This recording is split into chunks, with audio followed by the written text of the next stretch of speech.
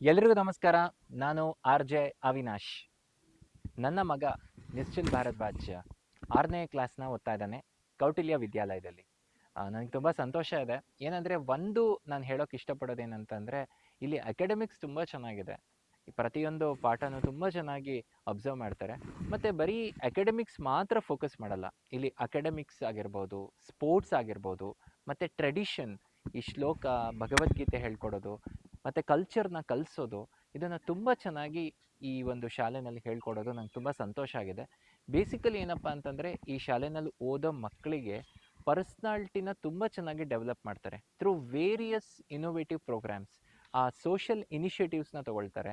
ಮತ್ತು ಎಲ್ಲ ಮಕ್ಕಳು ಟ್ಯಾಲೆಂಟಿಗೆ ಒಂದು ಎನ್ಕರೇಜ್ಮೆಂಟ್ ಸಿಗುತ್ತೆ ಕೌಟಿಲ್ಯ ವಿದ್ಯಾಲಯದಲ್ಲಿ. ಫಾರ್ ಎಕ್ಸಾಂಪಲ್, ನನ್ನ ಮಗ ತುಂಬ ಚೆನ್ನಾಗಿ ಹಾಡ್ತಾನೆ, ಹಾಗಾಗಿ ಅವನಿಗೆ ತುಂಬ ಚೆನ್ನಾಗಿ ಎನ್ಕರೇಜ್ಮೆಂಟ್ ಸಿಕ್ಕಿದೆ. ಜೊತೆಗೆ ಅವನು ಚೆಸ್ ಕೂಡ ತುಂಬ ಚೆನ್ನಾಗಿ ಆಡೋದು, ಎಲ್ಲ ಕಡೆಯಿಂದನೂ ಅವನಿಗೆ ಎನ್ಕರೇಜ್ಮೆಂಟ್ ಸಿಕ್ಕಿದೆ.